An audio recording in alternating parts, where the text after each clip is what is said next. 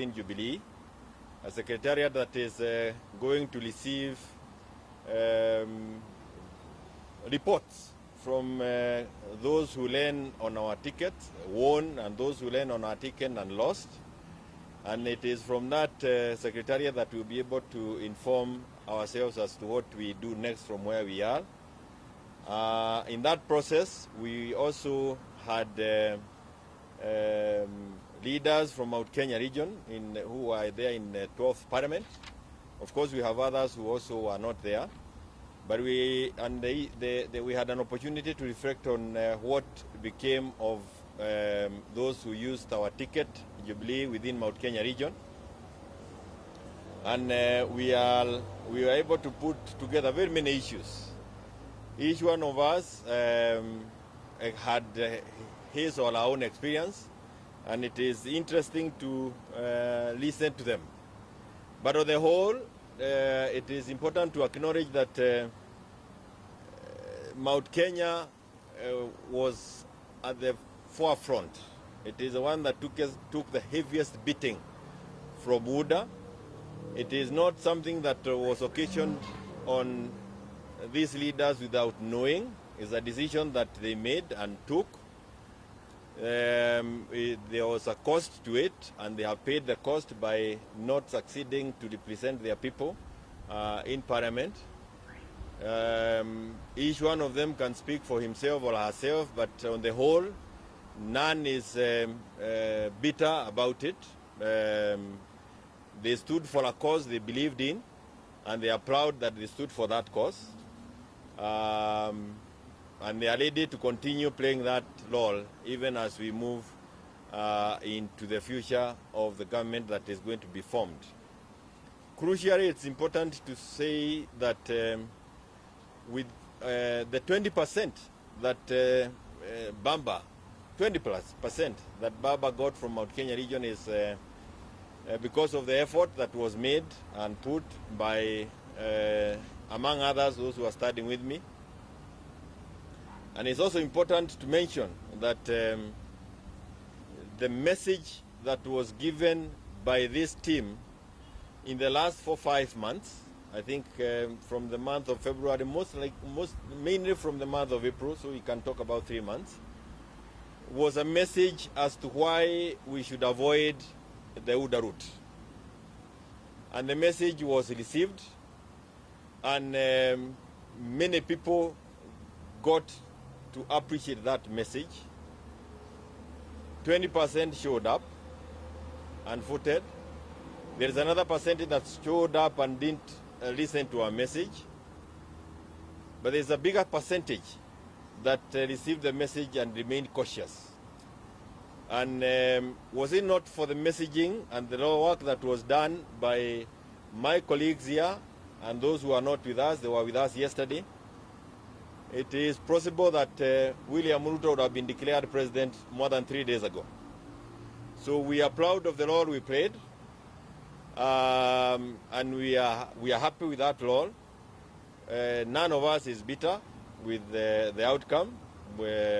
Of course, the fact that without doubt in anybody's mind now, there was massive rigging within the Mount Kenya region, massive voter bribery that has never happened in our region ever before. And why that would happen and our people go in the same direction, that's a debate that we can have for another day. But going forward is that this team is still committed in ensuring that our region, Mount Kenya, is represented. We are hopeful that Baba will form the next government. And we are committed in representing them in government, because all of those who are elected from our region would then end up in the opposition if Baba forms the government. And we want again to say that we congratulate those who won on our ticket, even those who did not win on our ticket. We are saying pole to those who are fallen, but they fell for a good cause. And I believe that why they are not bitter is because it was really an opportunity to serve as opposed to anything else. I don't know whether there is anything else I've not mentioned. I think we have said what we wanted to say, but as we mentioned again, we have a secretariat now, we have a back room that is working on all the complaints that we are receiving from across the board. Na tunataka kusema ni asanti kwa hayo. Sijui hatutaki kuchukua maswali mengi, lakini swali ambalo linaruhusu hayo, sio mengine nje ya hayo tunaweza chukua.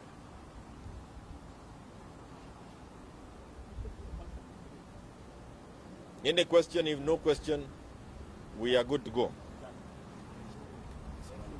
There's a question somewhere? Yes?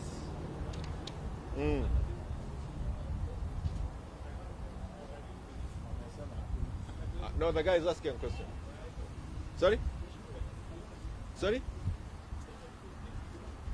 I can't hear you. Oh. But it will be good to mention also that without the contribution that we made as Jubilee, it would be very difficult for Azimio to be where it is today. And that is why we are proud ourselves as people who have contributed to the cause of Azimio, and we remain proud. And in the course of time, what we stood for will be appreciated by more than those who are appreciating it now. Asante sana. Sasa hii Kikuyu. Sorry. Yes. But let me just say this let me say this in Kikuyu. I'm not saying in Kikuyu, but let me tell you, this habit of telling us to talk to you in Kikuyu when we are addressing national issues is what has contributed to the mess in Mount Kenya. Because you continue isolating us even when we are talking about national issues until you have now been cooked as a small unit in Mount Kenya. And you now have a team of people who have been produced by the vernacular stations who are going to just represent without the national, the global thing. Very dangerous for a community.